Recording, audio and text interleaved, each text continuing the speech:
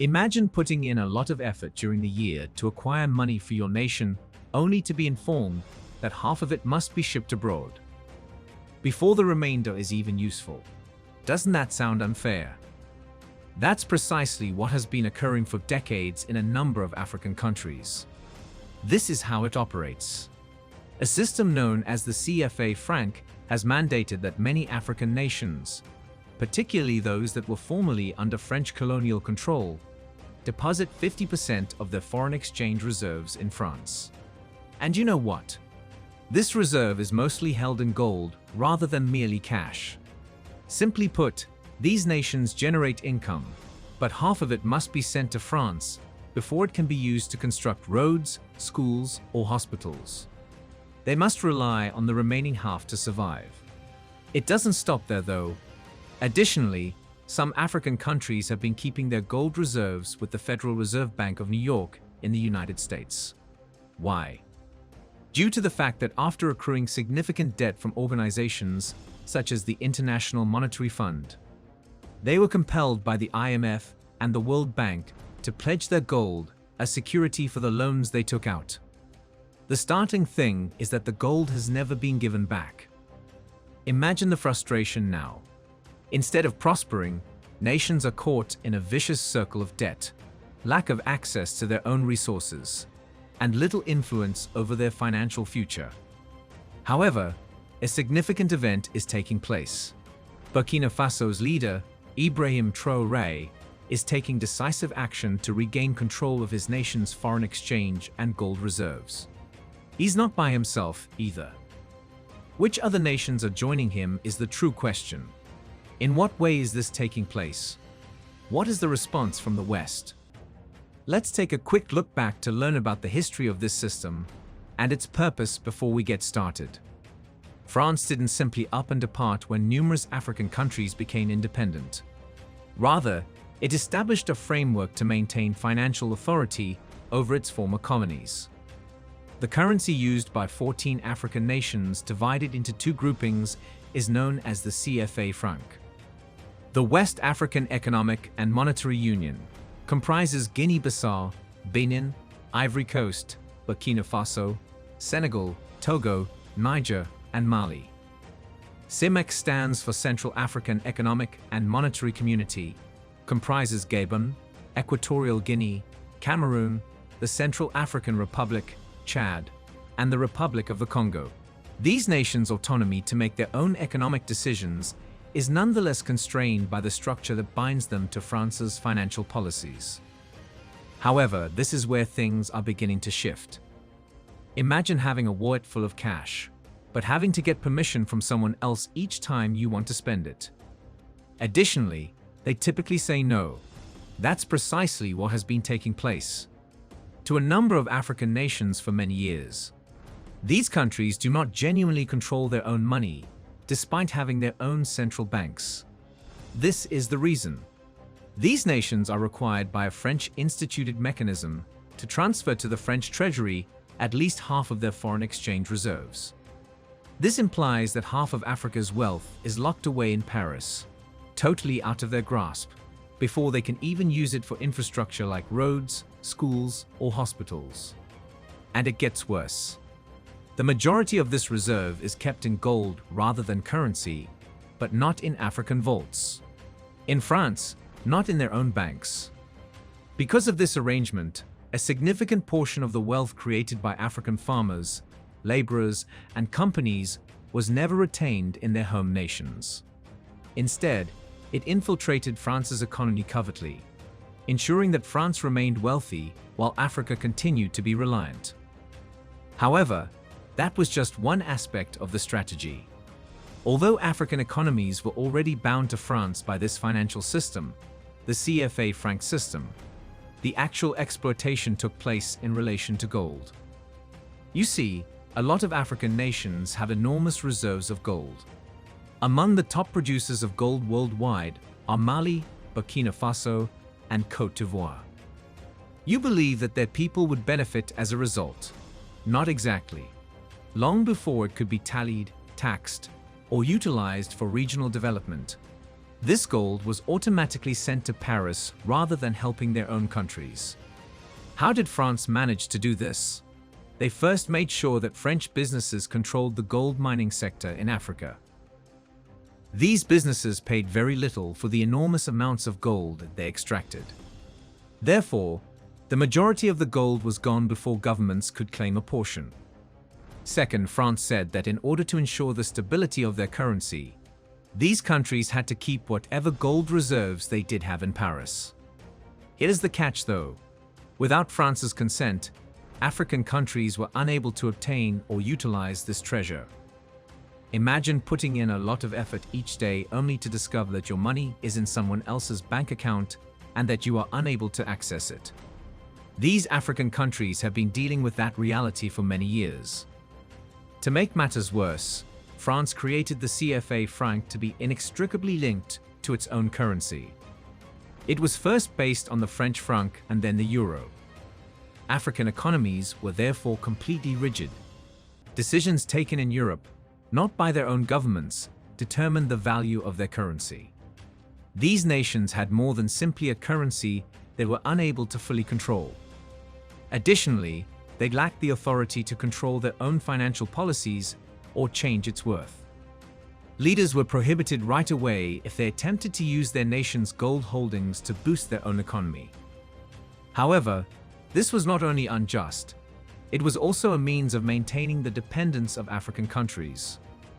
A framework created to ensure they would never be able to fully escape France's control. And there were severe repercussions for anyone who ventured to question it. For instance, Thomas Sankara. During his tenure as president of Burkina Faso in the 1980s, Sankara had a visionary idea. He aspired for his nation to achieve full financial and political independence.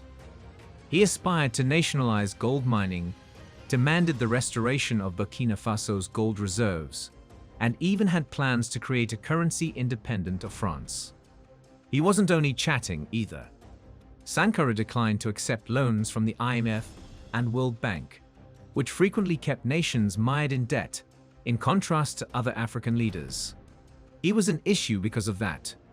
He was terminated in a coup in 1987 under the leadership of Blaise Compaoré, who had French support.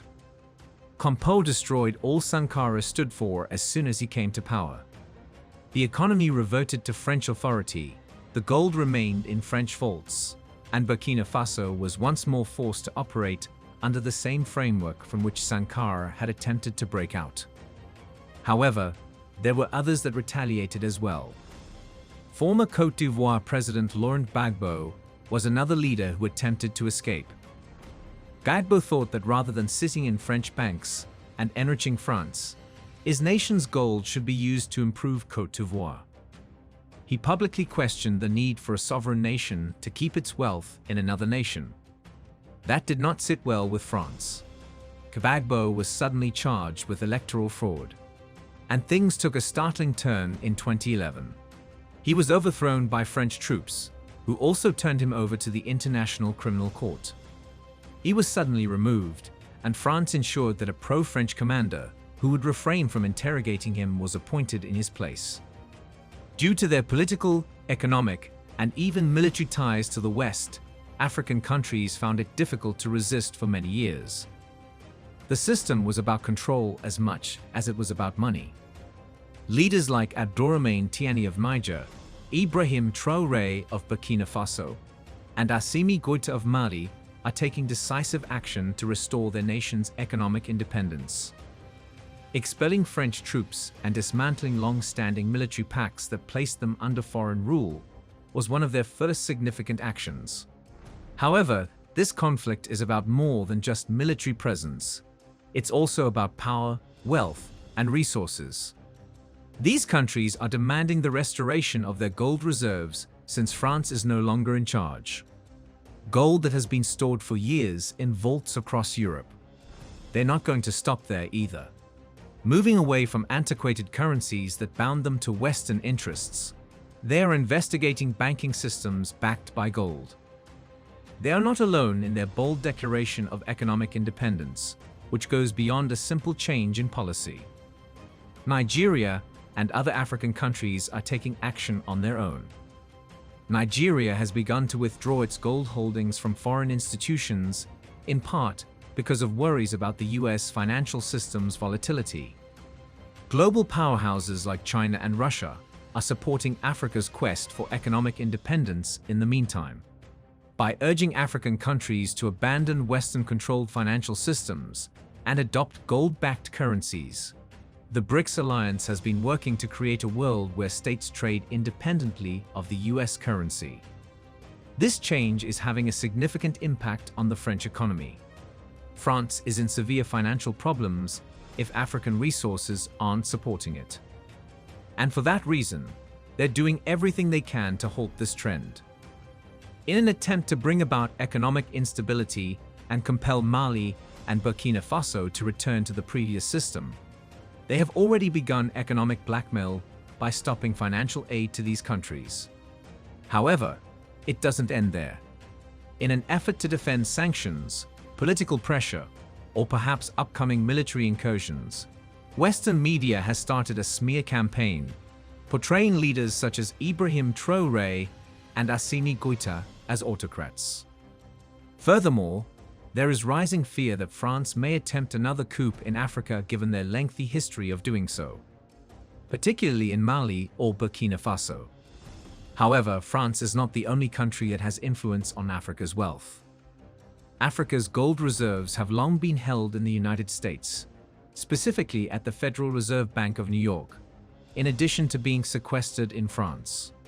Although it may appear like African nations voluntarily kept their gold there, the reality is far more sinister. These countries had no actual say in the matter. Their reliance on the World Bank and International Monetary Fund compelled them to make this deal. Two organizations that have been crucial in maintaining the debt trap in African nations. The system was created to keep African countries under Western domination, borrowing, and struggling. However, that structure is now being questioned for the first time in decades. Imagine having to borrow money from someone who sets all the regulations and makes sure you never completely escape their control in order to build roads, schools, or hospitals.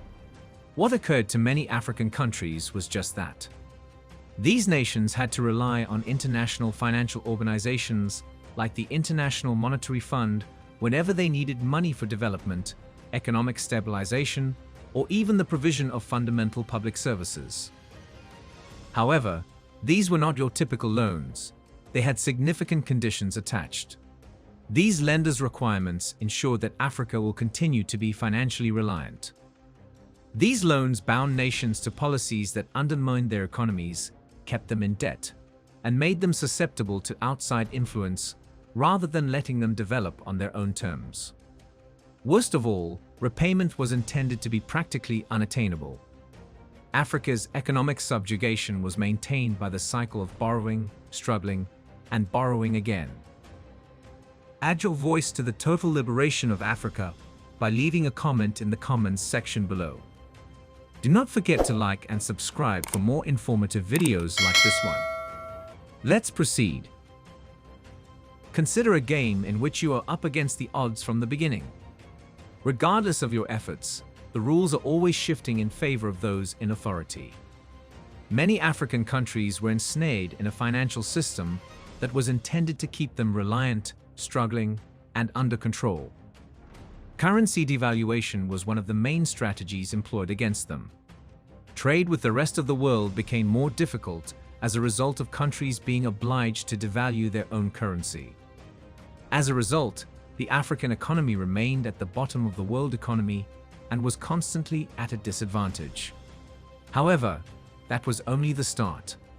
Additionally, governments faced pressure to reduce spending on essential services like infrastructure, healthcare, and education.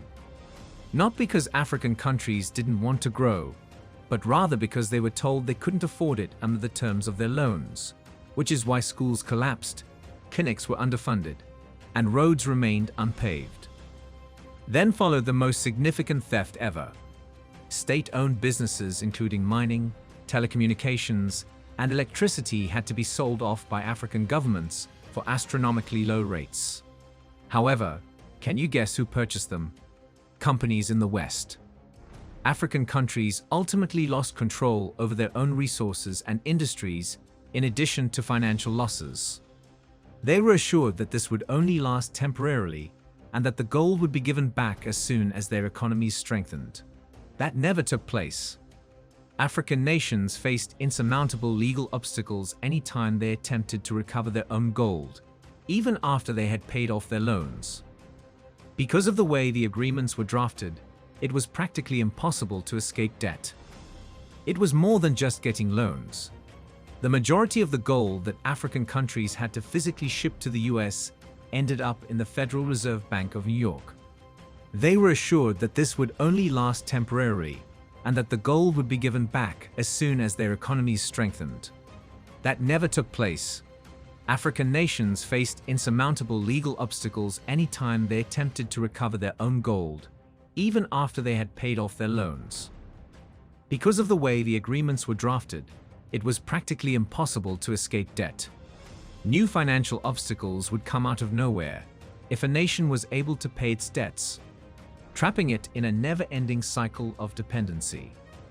As long as Western financial institutions maintained their dominance, this structure made guaranteed that money kept leaving Africa.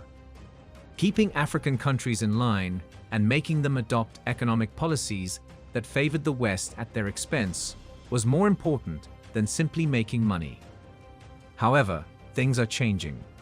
African countries are retaliating for the first time in decades. To recover their treasure, leaders from all around the continent are taking decisive action. A direct challenge to the West's financial domination. Fearing that the global financial system is becoming too unstable, nations like Nigeria have begun to remove their reserves from the US.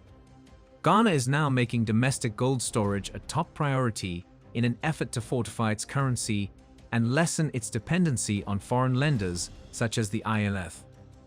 A major BRICS country, South Africa, has been gradually increasing its gold reserves in the meantime, indicating a long-term strategy to wean itself off of the US currency. In an effort to take charge of its economy and lessen outside influence, Egypt, a significant economic force, has also started moving its reserves. This is a revolutionary change that has the potential to upend the world financial system. It is not just about transporting gold from one location to another. Ibrahim Traore, the youthful and bold leader of Burkina Faso, is at the vanguard of a financial revolution that is taking place throughout Africa. Traore isn't requesting permission, in contrast to many previous African leaders who were hesitant to squarely address financial reliance on the West. He's doing something about it. His audacious choices since taking office in 2022 have rocked Western establishments and sparked an economic nationalism movement throughout Africa. His initial action involved expelling French troops and dismantling military pacts that let foreign powers to control Burkina Faso's security strategies. Now that France was out of the picture, Traore focused on Burkina Faso's gold, which was even more significant.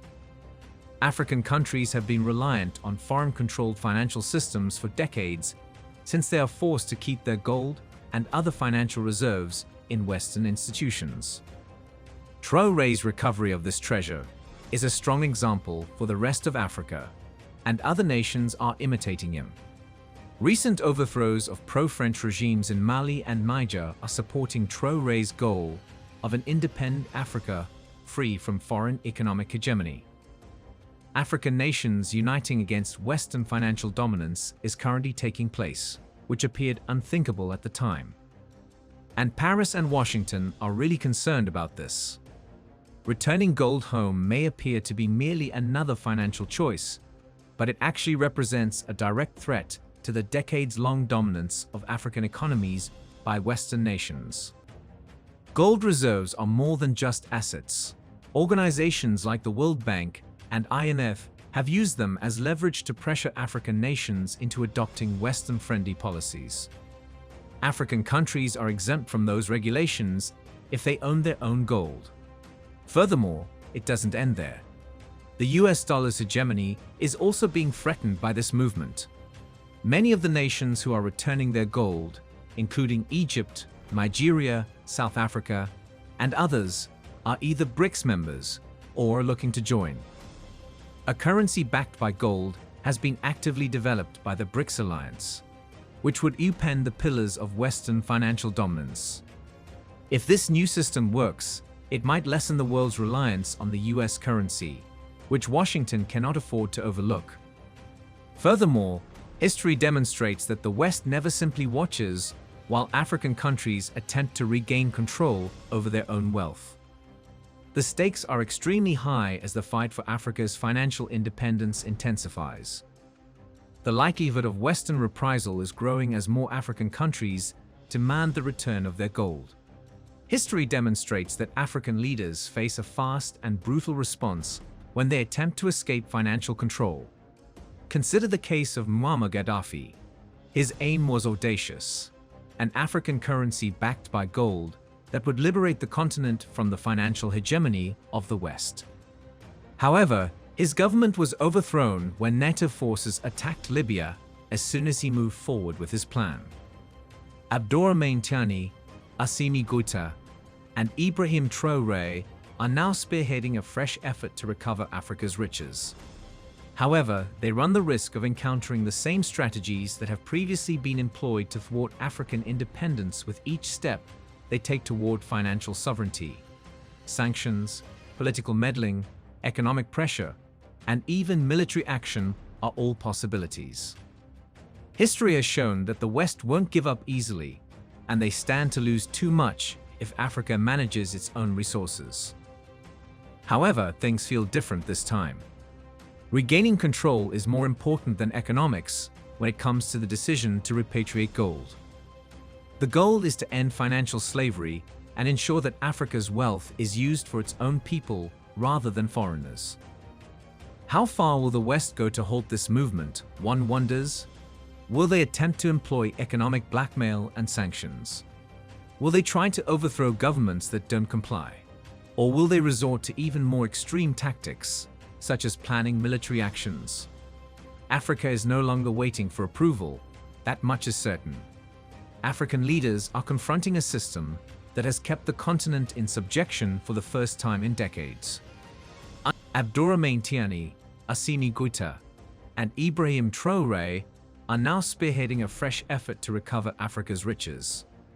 However, they run the risk of encountering the same strategies that have previously been employed to thwart African independence: sanctions, political meddling, economic pressure, and even military intervention. With each step they take toward financial sovereignty. History has shown that the West won't give up easily, and they stand to lose too much if Africa manages its own resources.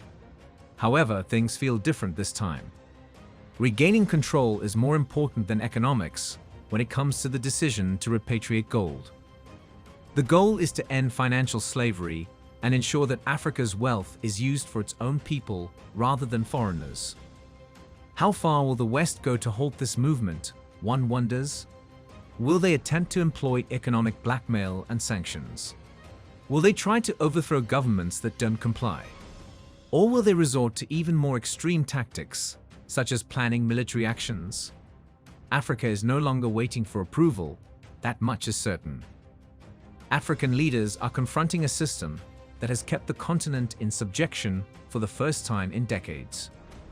Reliant on money for many generations, Africa's riches will remain in Africa as the old order disintegrates and a new era dawns. Will other nations, however, follow Burkina Faso's example, or will they continue to be caught in the circle of international domination? More importantly, should all African countries demand that the West return their gold and reserves? Instead of being ruled by foreign powers, isn't it time for Africa's wealth to be in the hands of its own people? Tell us what you think in the comments section below. We explore the rich history, culture, and the ongoing struggle for sovereignty in Africa. Join us in this important conversation by subscribing to our channel. By subscribing, you're not just staying informed, you're becoming part of a movement dedicated to reclaiming Africa's rightful place on the global stage. Hit that subscribe button and turn on notifications so you never miss an episode. Let's work together to spread knowledge and inspire change. Thanks for watching.